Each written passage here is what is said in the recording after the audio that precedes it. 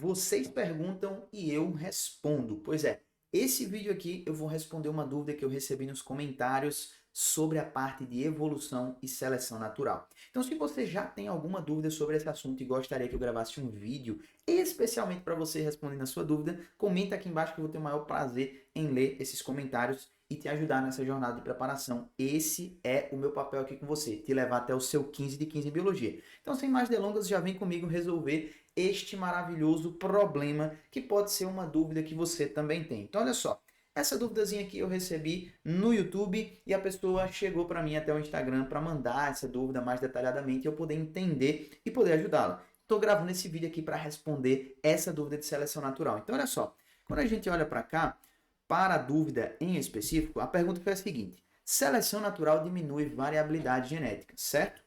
Aí nesse material está assim, eu não entendi, porque aqui no material ó, a seleção disruptiva está sendo classificada como um fator de aumento da variabilidade genética. Por quê? Aí é o que a gente precisa entender. Primeiro vamos entender por que ela falou que a seleção natural diminui a variabilidade genética. Esse é o primeiro ponto. Meus queridos, minhas queridas, olha só, vem para mim aqui. Por que diminui a variabilidade genética? Nós estamos selecionando uma condição, um grupo que carrega uma condição adaptativa. Então, aquele grupo vai ter o favorecimento reprodutivo em detrimento das outras variações que não estão sendo adaptativas. Ou seja, o que é uma condição adaptativa para a evolução? É uma condição que gera maior tempo de sobrevivência, ou seja, a pessoa sobrevive melhor e desse ponto ela consegue se reproduzir mais. Então, a sua representatividade, a representatividade daquela característica adaptativa dentro da população, ela se torna muito maior à medida que o tempo vai passando, já que ela consegue deixar mais descendentes por sobreviver mais tempo do que as outras variantes. Resultado é que aquelas variantes que não têm a seleção, né, bem feita, no caso de não ser uma condição adaptativa, ela vai deixando cada vez menos descendentes e ela vai sumindo da população. Então, nesse sentido, a gente tem uma limitação das variedades que vão surgindo, desde que uma seja mais adaptativa do que a outra, tá? E aí, qual é o principal ponto? Aí você pode perguntar, então, professor, a tendência final das coisas, ou do ecossistema, ou da natureza, ou da biologia, é que a gente tenha seleção natural constante e, dessa forma, uma limitação da variabilidade genética, já que ela vai excluindo aquelas variantes que não têm, né, um bom sucesso adaptativo. E aí onde entra a questão, que o fator de geração, ou seja, a matéria-prima para que a seleção natural ocorra, são o surgimento das características. Então, biologicamente falando, a gente nunca vai deixar de ver novas características surgindo dentro das populações, porque você tem mecanismos biológicos que mantêm essa variabilidade acontecendo, apesar que a evolução, né, o contexto adaptativo vai excluindo aquelas que não são boas, mas sempre estão surgindo novas, tá? Esse é o principal ponto. E aí quando a gente volta para a questão das mutações, da recombinação gênica, por isso que você é diferente do seu irmão, por isso que uma espécie pode ter uma característica diferente da outra espécie por causa do surgimento de mutações, e assim por diante, esses fatores evolutivos, eles não cessam, então eles sempre estão produzindo matéria-prima para que a seleção natural possa acontecer. Então, apesar de ser um evento que limita a variabilidade genética pelo processo seletivo, a gente tem geração de variabilidade genética por causa dos fatores de variabilidade genética, como mutação, recombinação gênica e fluxo gênico a partir de migração, né, de eventos migratórios, isso é muito importante também. Mas dentro do contexto da pergunta, o que é que a gente pode visualizar aqui?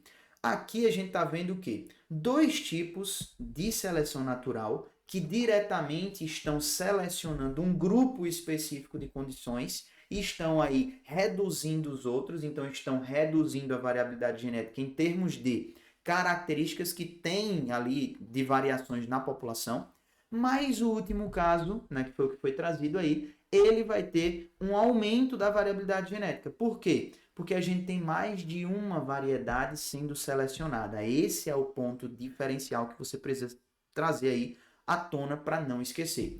Então, diante disso, o que é que eu posso mostrar para você aqui? Vamos analisar cada um dos modelos para a gente poder entender. Então, o primeiro dos modelos que é trazido dentro das conceituações de seleção natural é justamente o contexto da seleção natural estabilizadora. tá certo? Então, o que é uma seleção estabilizadora? Olha só, é este primeiro caso aqui, ó. Por que ela está estabilizando? Estabilizadora, ok? Por que ela está estabilizando? Perceba que dentro da conjuntura populacional, eu tenho toda essa esfera aí em roxo nesse primeiro momento aqui, tá? Então, eu tenho indivíduos nessa população, vamos supor que ele está falando de tamanho, certo? Eu tenho indivíduos que têm 1,20 m, eu tenho indivíduos que têm 1,60 m e eu tenho indivíduos que têm 2,10 m, beleza? Então, vamos pensar dessa forma. Só que com o passar do tempo, o que é que nós estamos visualizando? Perceba lá no segundo momento o que está acontecendo. Então, neste segundo momento, nós percebemos aqui, ó, uma elevação, tá? Então, você via aqui, ó, que a população de 1,60 m já era maior. Só que nesse segundo momento, a gente tem aqui um espaço ainda maior desse grupo populacional e uma redução ainda maior dos grupos populacionais extremos, de 1,20 m e 2,10 m. Então, você vê que agora a população aqui ó, de 1,20 m e 2,10 m, ela praticamente reduziu. Então, a gente está vendo uma estabilização, onde a população está sendo majoritariamente populada pelo quê? Por indivíduos que têm aqui, geralmente, entre 1,55 e 1,70, beleza? E o 1,60 aqui ó, ganhou muito mais corpo. Então, veja que ele está estabilizando ali no meio, né, daquela variação de característica. A seleção natural está acontecendo de forma estabilizadora, que é o mesmo cenário que acontece aqui, ó. Você vê que esse panorama mais azulzinho aqui, né, mais clarinho, ó, ele está aqui ó, selecionando essa característica mais central, em detrimento, né, dessas populações mais laterais. Então, elas vão sumindo da população e as populações mais intermediárias vão ganhando aí um número de representatividade populacional bem maior. É o que está acontecendo nesse exemplo que eu te dei. Então, esta característica de evento seletivo, ela está relacionada com uma estabilização da população. Então, por isso, ela vai ser uma seleção estabilizadora. O segundo caso, né, onde a gente vê uma redução de fato da variabilidade genética por estar selecionando um grupo específico em detrimento dos outros, é esse segundo caso, onde a gente vê aqui uma seleção agora, uma seleção não mais estabilizadora, mas sim direcional, ok? Direcional. Então, a curva populacional ela vai ser deslocada para uma das extremidades. Significa dizer que a população que tem uma característica mais extrema, ela está sendo mais selecionada do que as outras. Então, é comum que a gente veja a representatividade populacional deste grupo aumentar em populações futuras. Então, perceba que houve um deslocamento dessa curva. Então, aqui, mais uma vez, a gente tinha 1,60 m, né? Então, vamos usar o mesmo exemplo para ficar fácil da gente entender. Aqui eu tinha 1,20 m, tá certo? Aqui eu tenho 2,10 m, certo? Que é essa faixa vermelha. Perceba que essa mesma faixa vermelha de 2,10 m agora, ela tem a maior população dentro desse grupamento aí. E aí o que é que eu percebi? Ó? Houve um deslocamento da curva para a direita, um deslocamento direcional no sentido de que a característica extrema de altura maior está sendo mais selecionada do que as alturas intermediárias e menores. Então você vê que os indivíduos de 1,20 m eles deixam de existir aqui nessa população, eles não deixam mais descendentes. Os indivíduos de 1,60 m têm uma redução característica drástica e os indivíduos que têm aqui ó, alturas cada vez maiores vão sendo selecionados. Então veja que houve esse deslocamento, né? Enquanto a primeira curva ela estava aqui, ó, né? E o 2,10 estava aqui, então houve esse deslocamento, tá? Então por isso a gente vai classificar esse tipo de seleção natural como direcional, tá certo? Ele está selecionando na direção de uma das extremidades da característica, no caso aí o fenótipo mais alto, beleza? Já quando a gente vai para o terceiro e último caso, que foi o caso que gerou a dúvida trazida até mim, que é um caso de seleção natural onde aumenta a variabilidade genética. Como assim, professor? Por quê? Porque na seleção disruptiva, olha só, a seleção disruptiva, ela vai apresentar o quê? A seleção dos fenótipos extremos, ok? Então, vou colocar maior aqui para você conseguir visualizar. Então, a seleção disruptiva, ela vai apresentar a seleção dos fenótipos que acabam sendo extremos. Então, perceba, eu tinha o fenótipo de 1,20, beleza? Aqui na minha extremidade, então vou colocar até em vermelho para ficar mais fácil. E o fenótipo do 2,10. E o 1,60 nessa população do momento 1, né? Ela teria uma população maior, né? Uma representatividade populacional aqui, ó, bem maior. Só que num segundo momento a gente vê que houve uma redução dessa população de 1,60, enquanto as populações extremas elas estão aumentando. Então, o 1,20 e o 2,10 estão tendo um aumento populacional porque estão sendo melhor selecionadas, estão conferindo, portanto, uma característica mais adaptativa do que a altura intermediária. Então, com relação a isso, o que acontece?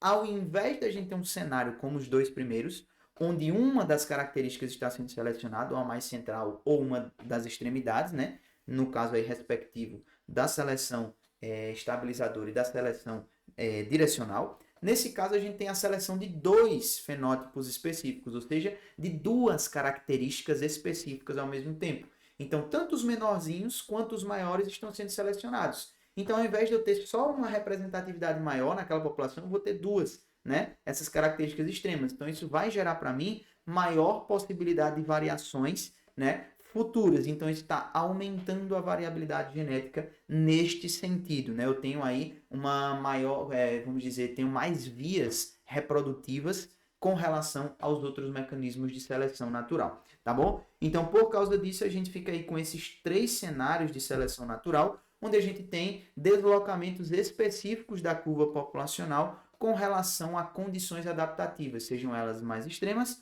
ou sejam elas mais centrais, né, mais intermediárias, tendo aí essas três classificações, beleza? Então, isso daqui traz para a gente uma conjuntura de compreensão sobre como o processo de seleção evolutiva, né, de seleção natural, acontece sobre as características, gerando sobrevivência e mais reprodução. Se eu respondi essa sua dúvida, pode comentar aqui embaixo e eu quero fazer o seguinte. Se você está atrás de lapidar as suas dúvidas, de ter um conhecimento voltado para o que a cabeça do aluno pensa, ou seja, de antecipar essa dúvida que você vai ter, eu quero te entregar uma plataforma que está organizada toda desse jeitinho para facilitar o teu rendimento, para aumentar o seu número de acertos, para aumentar o seu aprendizado com biologia. Então, clica aqui embaixo no link e resgata seus 15 dias de acesso à plataforma de biologia da AM Academy, onde eu estruturei tudo dessa forma para te levar até o seu 15 de 15 em biologia. Então, clica aí e resgata esse presente que eu deixei para você e depois você me agradece.